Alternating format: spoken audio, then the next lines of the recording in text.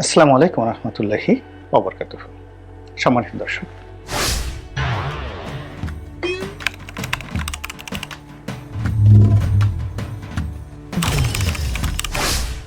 আওয়ামী লীগ নেতাদের জীবন কেমন কাটছে, বিশেষ করে শীর্ষ সে সকল নেতা যারা গত 15 বছর ধরে যুদ্ধ অপরাধের বিচার নিয়ে খুব বড় বড় কথা বলতেন এবং রাজাকার, আলবদর, আশামস এগুলো নিয়ে সারাদিন খেস্তি এবং খেউর করতেন। জামায়াত ইসলামী সহ বিএনপির যে সকল নেতারা যুদ্ধাপরাধের দায়ে অভিযুক্ত ছিলেন, সালাউদ্দিন কাদের চৌধুরী সাহেবের মতো মানুষ, আলিম সাহেবের মতো মানুষ, আর জামাতের যত শীর্ষ নেতা আলী আহসান মুজাহিদি থেকে শুরু করে গোলাম আজম সাহেব, আব্দুল কাদের মোল্লা এবং অন্যান্য যারা আছেন, তো তাদেরকে নিয়ে যে সকল অশ্লীল এবং অশ্রাব্য কথা বলতেন, এমনকি জনাব দেলোয়ার হোসেন সাইদি সাহেব ধর্ষণ করেছেন 71 সনে, এ সকল কথা বলতে গিয়ে যাদের বুক কাঁপত না এবং তাদের সেই অশ্লীলতা এমন পর্যায়ে পৌঁছেছিল যে তাদেরই প্রধান বিচারপতি জনাব এস.কে. সিনহা ফুল কোর্ট বেঞ্চে তিনি সেই সাইদি সাহেব সম্পর্কে যখন বারবার তাকে দেল্লা রাজাকার বলে গালাগাল দেওয়া হচ্ছিল, ঠিক সেই সময়টিতে তিনি বলতে বাধ্য হচ্ছিলেন যে একজন সম্মানিত মানুষ সম্পর্কে এভাবে আসলে কথা বলতে হয় না। তো ইতিহাস উল্টে গেছে। নিয়তির নির্মম যে পরিহাস, এটি এখন আওয়ামী লীগকে তাড়া করছে। আওয়ামী লীগের অনেক শীর্ষ নেতা তারা গ্রেপ্তার হয়েছেন, তার সঙ্গে সঙ্গে তাদের যারা সহযোগী সামরিক এবং বেসামরিক আমলা এবং পুলিশের কর্তা, এখন দুজন আইজি সরাসরি এখানে যাকে বলা হয় পুলিশের হাতে বা রাষ্ট্রের হাতে গ্রেপ্তার অবস্থায় আছেন। তাদের ভবিষ্যৎ কি? তারা কি মুক্তি পাবেন, কিংবা তাদের অন্য যে সকল সহযোগী এখনো পর্যন্ত বাইরে আছেন, পালিয়ে আছেন, দেশের বাইরে আছেন, তাদের অবস্থা কেমন হবে? এটা নিয়ে মূলত আজকের আলোচনা। ইতিমধ্যে আমরা কয়েকটা পত্রপত্রিকায় দেখেছি যে আওয়ামী লীগের তরুণ একজন সংসদ সদস্য ছিলেন জুনায়েদ আহমেদ পলককে নিয়ে মানুষের আগ্রহের শেষ নেই, আলোচনা সমালোচনা তর্ক বিতর্ক অনেক আছে। তো তাকে এই যুদ্ধাপরাধের যে বিচারের জন্য যে ট্রাইব্যুনাল, আইসিটি, ইন্টারন্যাশনাল আন্তর্জাতিক যে অপরাধ ট্রাইব্যুনাল, এখানে একটি মামলায় আরো অনেকের সঙ্গে তাকে হাজির করা হয়েছে। সাবেক আইনমন্ত্রী আনিসুল হক, হাসানুল হক ইনু, জনাব রাশেদ খান মেনন, তারপরে জনাব আমির হোসেন আমু, এরপর অ্যাডভোকেট কামরুল ইসলাম সাহেব সহ অনেককেই। তো সবাই যার যার মতো মাথা নিচু করে কথাবার্তা বলে ওইভাবে আসছেন। এর মধ্যে সেই সেনাবাহিনীর যে কর্মকর্তা মেজর জেনারেল জিয়াউল হাসান, তিনিও আছেন, তাকেও এখানে উপস্থিত করা হয়েছে।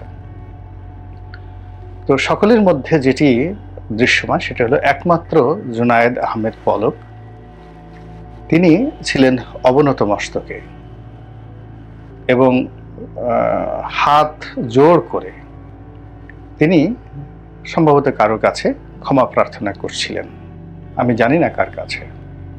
তো পরবর্তীতে যেটি দেখতে পেলাম সেটা হলো যে তিনি জেলখানাতে খুব অবর্ণনীয় দুঃখ দুর্দশার মধ্যে আছেন এবং তাকে একটি এরকম সেলে রাখা হয়েছে একাকী, যেখানে সাধারণত ফাঁসির আসামিদেরকে রাখা হয়।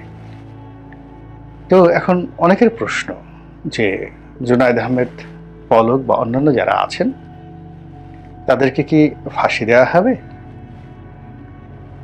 আর পলকের যদি এই অবস্থা হয় তাহলে অন্যান্য যারা আছেন, পলক তো মূলত যুদ্ধাপরাধের এই বিচারের সঙ্গে একেবারে জড়িত ছিলেন না। তাকে সন্দেহ করা হতো যে তার সঙ্গে সজীব ওয়াজেদ জয়ের খুবই ভালো সম্পর্ক ছিল এবং সরকারের যে ডিজিটাল কার্যক্রম, সেই ডিজিটাল কার্যক্রমের তিনি ছিলেন অন্যতম চাবিকাঠি।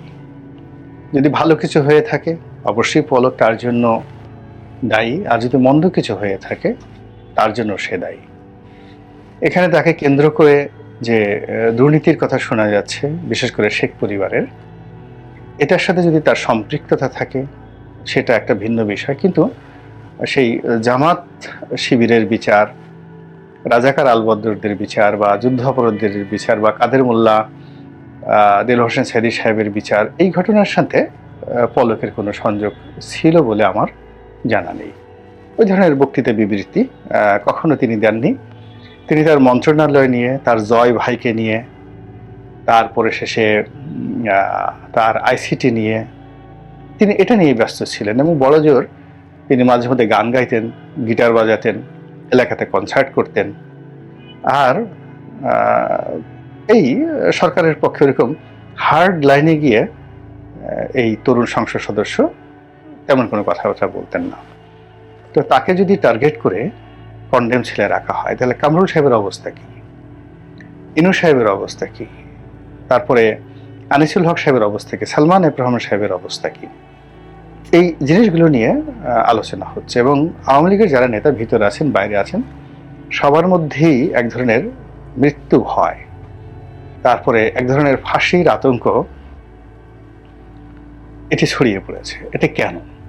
এর কারণটা হলো, আপনি যে কোনো একটা মন্দ সংস্কৃতি, সংস্কৃতি বলা যাবে না, যে কোনো একটা মন্দ জিনিস, সংস্কৃতি শব্দটা যেটাকে আমরা কালচার বলি, অর্থাৎ আমরা জীবনে যা কিছুই করি সেটির মধ্যে যে কল্যাণকর এবং আগামী দিনে স্মরণযোগ্য এবং ভালো যে জিনিস, সেটা কি বলা হয়? সংস্কৃতি। জীবনী, সাহিত্য, আর সাহিত্যের কল্যাণকর যে জিনিসগুলো আছে সেটা হলো সংস্কৃতি। তো মন্দ কাজ কখনো সংস্কৃতি হয় না, এটি উদাহরণ থাকে, খারাপ উদাহরণ, বাজে উদাহরণ হয়ে।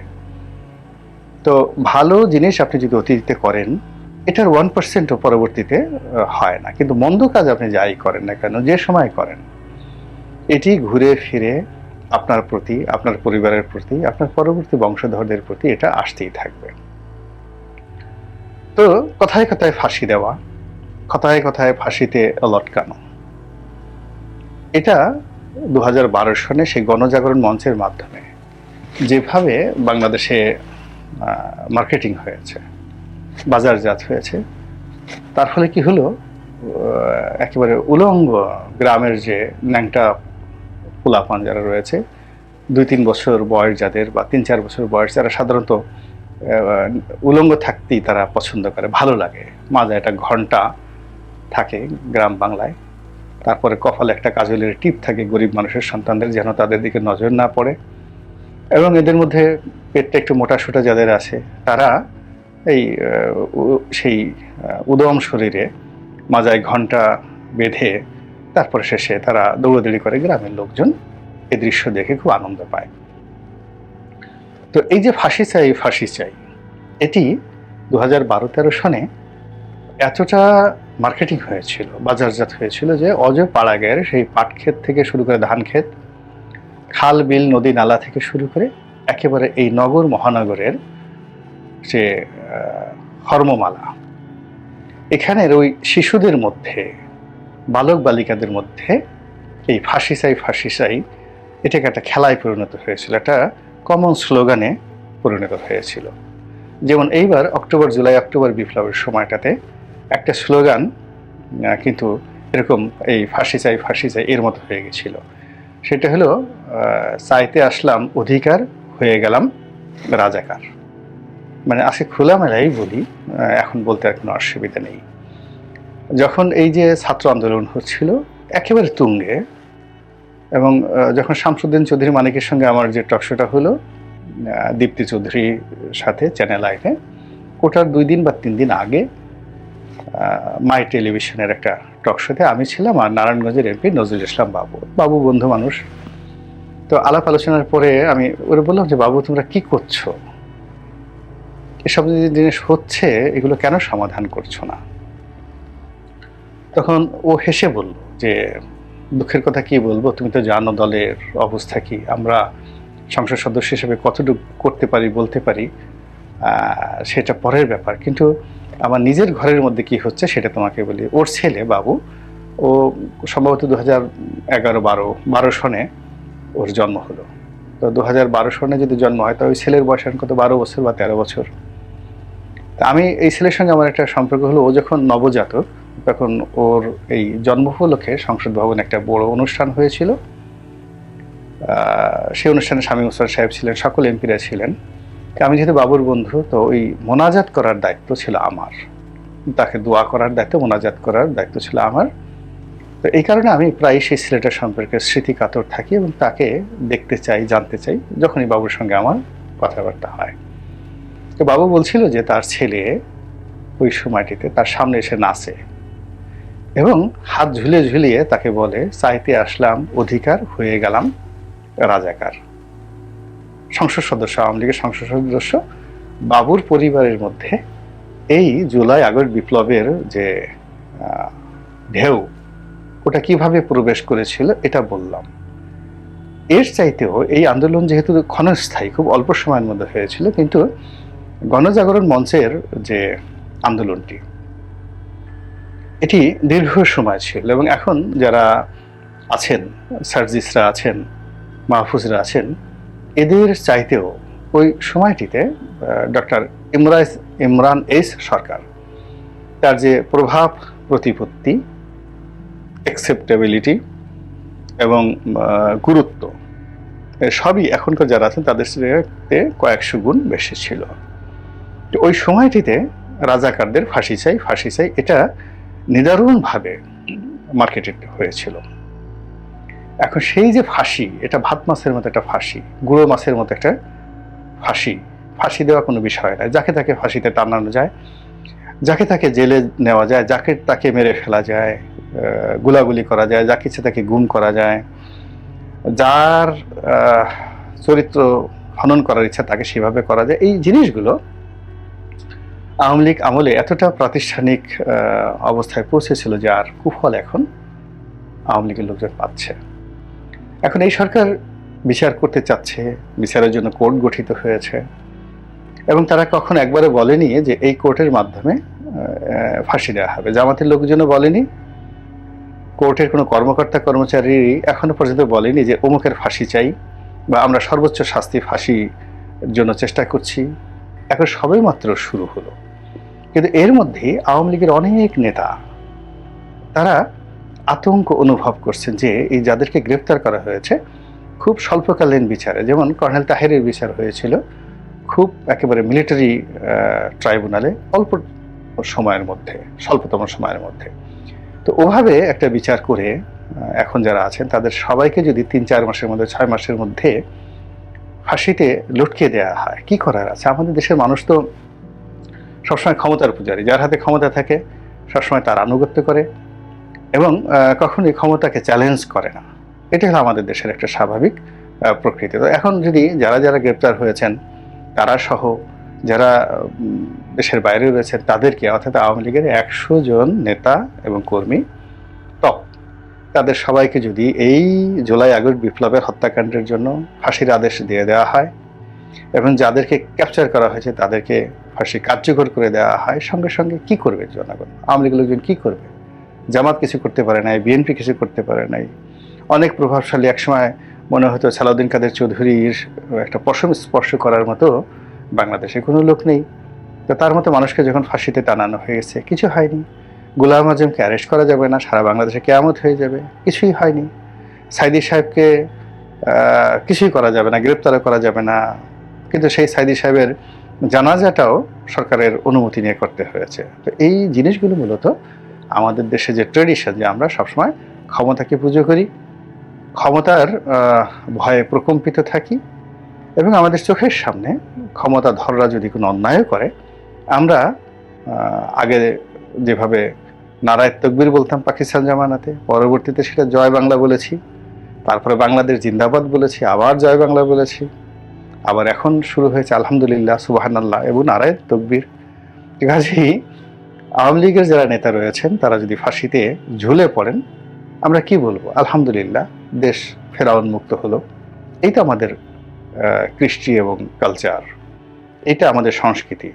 সেটা অপসংস্কৃতি বলেন বা ব্যাড প্রেসিডেন্স বলেন।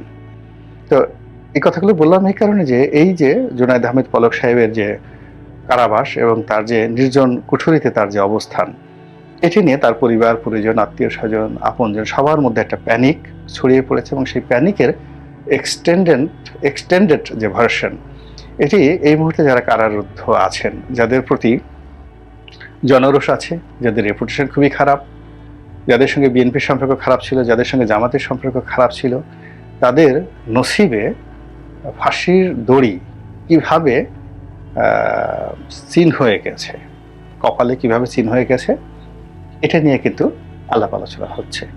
আর যখনই কোনো আলাপ আলোচনা হয় তখন নিজের অজান্তে যাকে নিয়ে আলোচনা হয় তাদের মধ্যে যে একটা ভীতি ছড়িয়ে পড়ে, এটা অস্বীকার করার উপায় নেই। আমি জেলখানাতে ফাঁসির অনেক আসামির সঙ্গে থাকার সুযোগ হয়েছিল। জামাত নেতা যারা আসামি ছিলেন, ফাঁসির আসামি ছিলেন, তাদের সঙ্গে ছিলাম, আলোচনা হতো, কথা হতো, বার্তা হতো, কিন্তু ক্ষণে ক্ষণে তারা উদাসীন হয়ে যেতেন, চিন্তিত হয়ে যেতেন, মন খারাপ হতো। একদিন আমি এবং মাহমুদুর রহমান সাহেব, যিনি আমাদের সম্পাদক, আমরা বসে আছি, আমাদের সামনে দিয়ে হাসছেন, হালকাভাবে হাসছেন, সেটা হলো মীর কাসিম সাহেব। তো উনি খুব ফ্রেন্ডলি ছিলেন এবং আমাদের দুজনের সঙ্গে তার বন্ধুত্ব, কথাবার্তা নিদারুণ ছিল।